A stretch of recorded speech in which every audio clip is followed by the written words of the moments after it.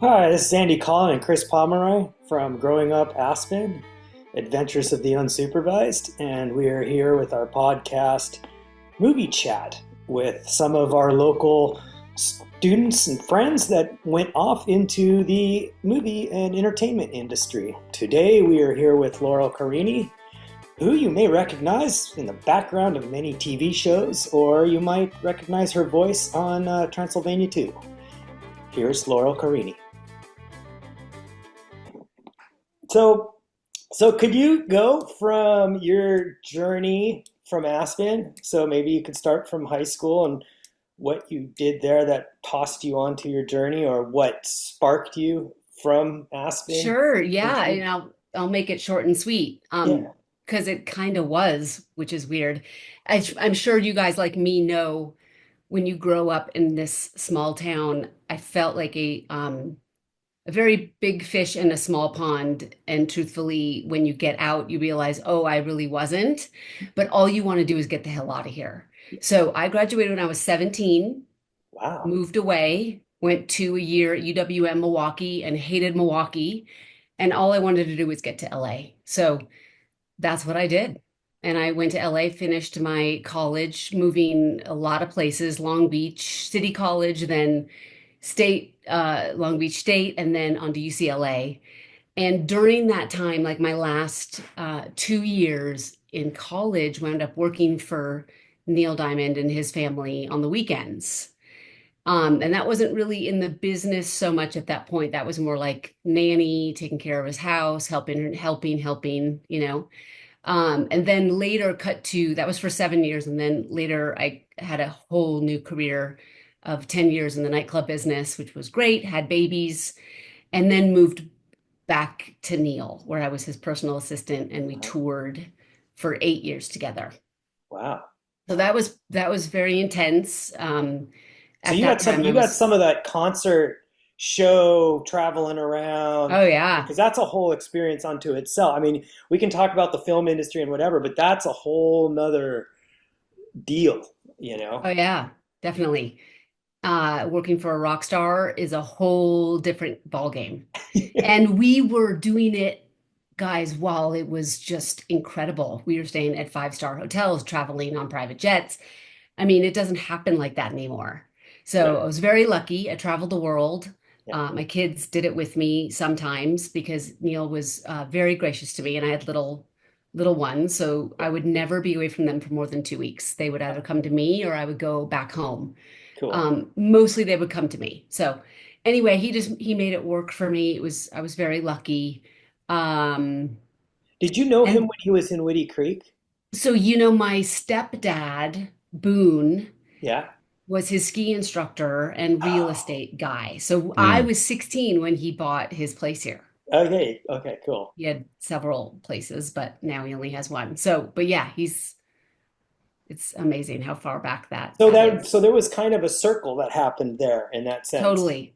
That's Yeah. cool. I mean, what's great is they had a son my age who I dated for literally 1 second, and then he just became quickly like a brother to me. Right. And so I knew the family. I knew it just was very easy. Yeah. But moving into the tour world and personal assisting and um, he deeply trusted me. Yeah. And so that's a big job, Yeah. right? Yeah. Yeah. Yeah, so Yeah. then I was sort of also acting at that point. I was a SAG actor. I Mhm. started in jingles, and then I kind of did on camera and very quickly went, this isn't for me. And then moved into voiceovers. So I was very fortunate in that business for 10 years. Wow. Very lucky. Yeah. Cool. Yeah. Cool. So and you did, I saw that you did voiceovers for Transylvania, the animated series. Transylvania too. How'd you see that? Yeah, it's online somewhere, like on IMDb or something. Okay, I love that. That's funny. So yeah, my majority of work is in television. I did a lot of great TV shows. But my one movie was Hotel Transylvania 2. Yeah, fun. So what we do is we do ADR. There's a group of us Uh-huh. that go in to a soundstage at Warner Brothers, Paramount, wherever you are. And right before it goes to air or when the picture's locked, we go in and we're all those background people. Okay. Because we're SAG actors, those extras and people that are in television shows, they don't speak on set. So we go fill their mouths. It's a lot of jargon, it's a lot of improv. Right. You have to be super on your toes when you're a doctor, just in any scenario, but so fun, Right. especially when you get with a great group of people. It's great. Cool. So That's you, really interesting. That the and I've seen that in some of the shows and stuff where or movies even where you'll just see two people Yeah. and that's all they're doing. Yeah, they're not talking, but there's sound guy. They've got the boom and everything Yeah. right there. So Yep. it's funny. yeah, I can't remember what, but I did some recording at Riot for a project. I can't remember. And that's in Santa Monica, the recording Hmm. studio in Santa Monica. Um, but yeah, so the whole sound, that's kind of a cool area to be in, you know? I mean, Yeah. you're tied into the big Hollywood stuff, but at the same time, you're kind of not, you don't get carried away with all that. You No, know, if exactly. you're a big star, Post-production, yeah, post is a great thing to be in, I think. Yeah. yeah, Just well, especially when you're on an organized television show, they're pretty tight. They're tight ships. yeah. And so when it's just easy. It's great. And it was always fun going to Warner Brothers, Paramount, Sony, you get to see the big stuff, but you're still kind of just you're a little guy, but it's nice to be a little guy sometimes. How did you get connected to that system or that group? Did you just join the SAG and you were part of it, or Yeah, did you so meet I people at a didn't. restaurant, or you know? That's a good question because it's a very tricky, cutthroat part of what we do. Yeah, And Hollywood is cutthroat anyway. This is a million times more because anyone thinks they can do it, right? Even though not everyone can. But it starts to get very competitive. Anyway, I started in jingles. I had a girlfriend who was executive producing a television show, and she said to me, "Have you ever done ADR?" And I said, "I've seen it, and I sat in on a couple things before, and I would love to, get in if I could." And she's like, "Done." So cool. I gave her my Cool. resume of some voiceover things I had done, and that's when it started. Just the Cool. ball got rolling, which was so, so exciting. Yeah. So it is connections. It is bumping into people and meeting Sure. people and the friend thing. And I mean, I feel like it's interesting because we grew up socializing. We grew up when we were kids having selling papers as kids, you know. So we knew how to communicate and talk to people and finagle and do all that stuff at a really young age. And I feel like in today's world, a lot of my relatives are different. A lot of their kids are kind of in the upper area, but a majority of the kids today don't know how to really communicate. And it's kind of interesting. I feel like it's that, in other words, that's how you got your job was being that kind of a person. And now, if you don't naturally aren't a communicative person, then how do you bump into that? And I feel like that's one of the things that's facing the different generations, you know?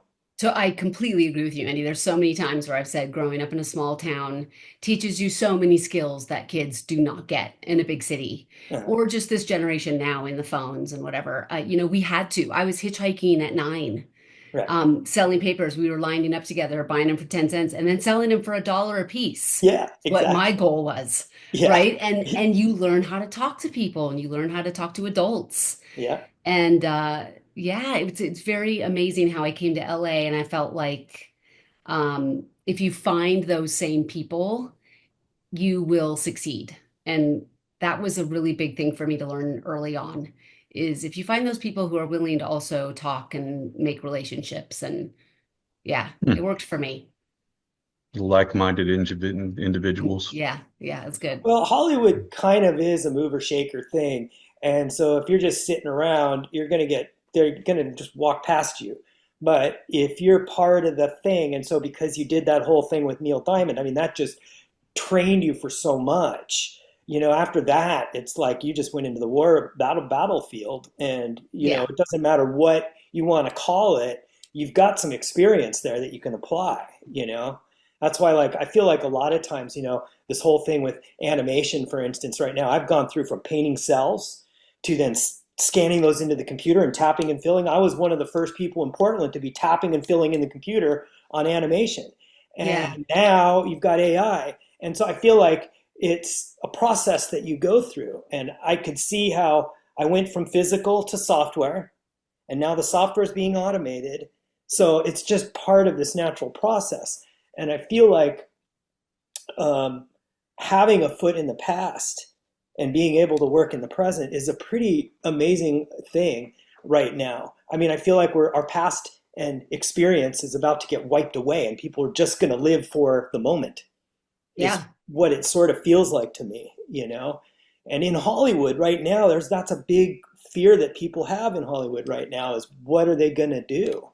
You know, I mean, I feel like you Absolutely. still need people like you to do stuff and voice. It's yes, you can punch in some words and have someone read it, but it's not the same when you have two actors reading together lines, you know. Yeah, I mean, so true. We were just on a huge 9-month strike because of AI, and what we do know is that AI can't show emotion. Right. AI can't do, they still need us. However, I only need to say 3 words before AI can copy my tone, everything I say, the way that I influx, everything it Yeah. can copy. So that was a big strike for us. And a lot of us lost a lot of work, and work is just now starting again from that strike 2 years ago. Right. So, I mean, just crazy, but we have to fight for it. Yeah. Oh yeah. Yeah. Well, and I also think too that, look, Tom Cruise just did Mission Impossible. He's been scanned. They have everything. There's a lot of the scenes they did in CG. So, truth is they could probably make another movie with Tom Cruise. And the reality is if they do, they should probably pay Tom Cruise. They're using his character, his likeness. It's the same, it's no different than anything else. And so even with AI, you still should, they should, I mean, that's part of the regulations that need to get put in there, is that if you're using your voice, you get paid, regardless of whether you go there or you don't go there, because it's based on you. You know Yeah. what I If you mean? copy me, yeah. Yeah. Well, Yeah, he's so you should he's get still going to want to royalties. do his own stunts anyway for the next Right. movie. So I don't think AI can do that for him. I suppose it could, but he won't let it. But He will insist on doing that, right? So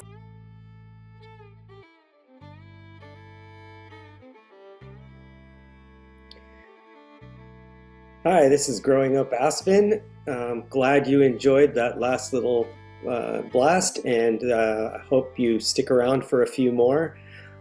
We want to, the authors of Growing Up Aspen, Adventures of the Unsupervised, would like to thank you and ask you to, if you're interested, you can check out our book at twistandturnpress.com, or any local bookstore can order our book. So we will talk to you soon and hear more from some of our friends. Thanks.